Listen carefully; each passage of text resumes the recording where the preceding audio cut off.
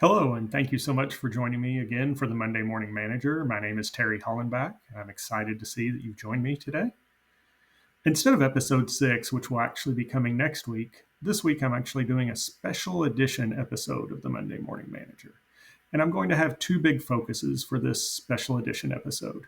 The first focus is about my upcoming book, Somehow I Manage, which actually releases on Tuesday of this week. It's the first book in my Culture of Success series. And for those of you who are unfamiliar with it or haven't heard about it, maybe this is your first episode, it's a lot of what the Monday Morning Manager content is based on. The information in the book is not just intended towards managers, it's also supposed to be a boss survival guide. If you've ever thought about getting ready for a zombie apocalypse and you're worried about getting into a situation where you may have a bad boss, I suggest picking yourself up a copy. It's also a management manual for those who want to learn how to be a better manager and want to improve, work easier instead of harder on a day in, day out basis. It is intended to also help with that. And how does it do that? It uses a lot of pop culture references to demonstrate for you some of the better behaviors, or in some cases, some of the absolute worst behaviors to avoid to make sure that you can improve on a day in and day out basis. The second thing that I want to take some time to celebrate today is it's the kickoff of a new college football season. And who's not excited about that? But this season brings some changes with it that we have not seen before.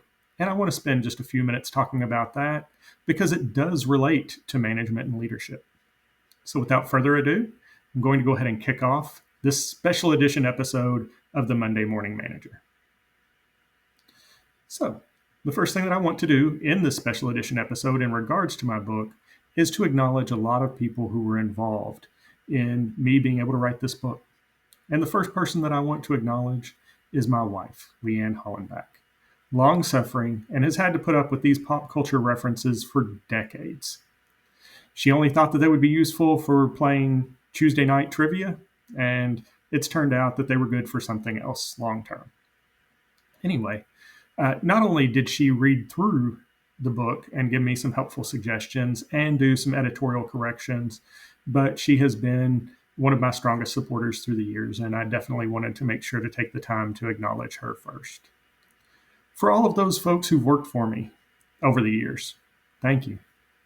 I definitely will say that I was not the absolute best manager when I ended my career, and I was far from it when I started. And the fact that you put up with me on a day in, day out basis as I continued the learning process, I really appreciate it. A lot of this book is dedicated to the lessons that I learned that you had to put up with me going through a learning process on. The third group I want to take a few minutes to thank are some of the best managers that I've had over time. And I don't mean to leave anyone out. I have been very blessed throughout my career, and I've had a lot of the greatest bosses. There are three particular bosses that I want to take just a moment on here to thank today. And the first is Lynn Titchener. Lynn took someone who had just come out of college, had no idea what he was doing, and demonstrated how to do your job in an effective manner. She held me accountable. She held me responsible. She helped me mature along the way. And Lynn, I haven't forgotten it. I really appreciate the time that you took to teach this person as a young fellow, thinking that he already knew everything, how to do the job better. The second person that I want to thank is Ernestine Turner. Ernestine Turner is a manager that I had a chance to work with well into my career, but into my first job as an actual standalone office manager. And I'm going to go ahead and tell you right now, Ernestine was not an easy boss to work for. She was incredibly demanding. She was not hesitant to use salty or not suitable for work language if she felt that you were not living up to your full potential. And she was not hesitating to let you know to your face and in a group of people that you were failing. But I did learn two of the biggest keys that I use for successful management from Ernestine. She was harsh, but she was fair. And I just want to say, Ernestine, thank you so much. The third manager that I want to thank today is no longer with us. and that's Virginia Jarmond. Virginia took someone who had been an office manager and showed him an incredible amount of patience, an incredible amount of faith, and she was willing to put up with my absolute constant questioning on a day in, day out basis. I cannot tell you what a loss it is for everyone when she passed away several years ago. She had already retired, and that was a big enough loss to the workplace. But as far as a loss to the world as a whole, just want to say again, Virginia, thank you so much for what you did, putting the faith and trust into somebody that you had no idea what the outcome was going to be. And I know that it took a lot of patience on your part. Some of the folks who were involved in editing besides my wife are some additional individuals that I want to take a moment to acknowledge. Donald Painter, I started work with him over 2.5 decades ago and stayed in touch ever since. An incredibly bright guy, and I appreciate all the feedback that you provided. I'm sorry that I wasn't able to utilize more of it. It was going to take some substantial changes to the book to go through and take a look at all the information and the great suggestions that you had.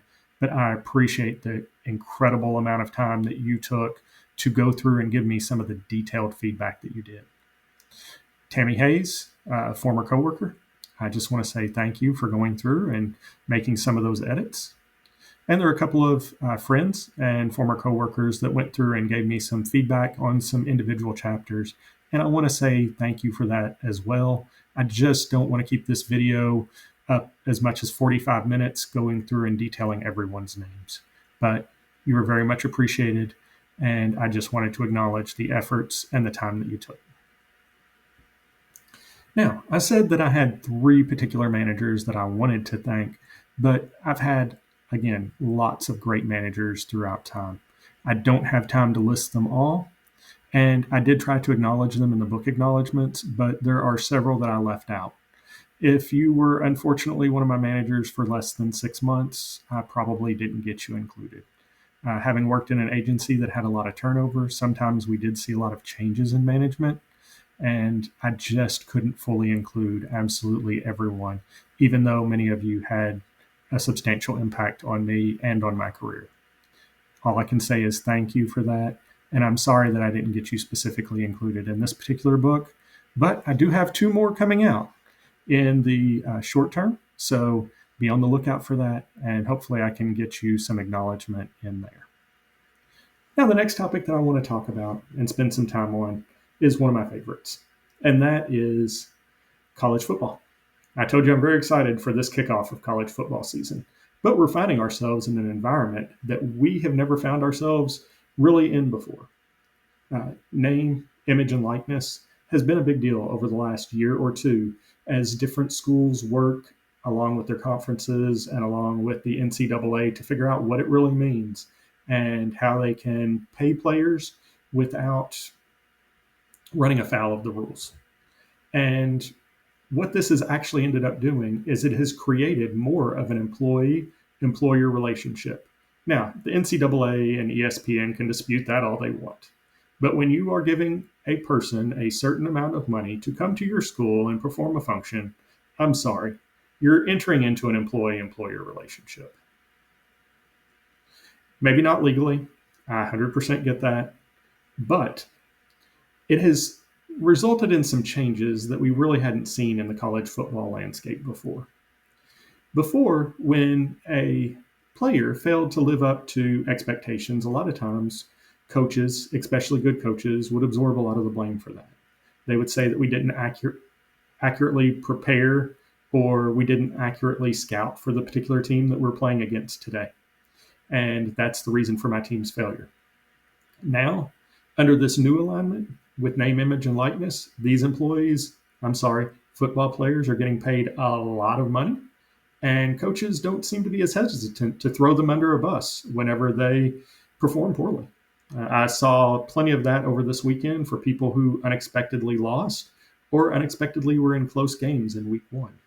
They felt that it's perfectly fair to criticize a player because when that player is getting paid $750,000 or $1 million, you expect them to perform on a day in, day out basis.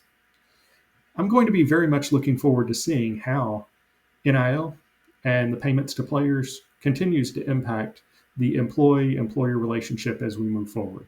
But if I can make a suggestion to you, if you saw a coach that underperformed in week one, where your team did not seem to be prepared, they seem unable to make adjustments, I would encourage you to pick up a copy of Somehow I Manage when it comes out and order that for your coach. Send them a copy. They can learn from this just as much as anyone else can. Thank you again for joining me for this special edition episode of the Monday Morning Manager. Again, this is Terry Hollenbach. I hope you'll join me for week 6. And in the meantime, please like and subscribe below. Thank you.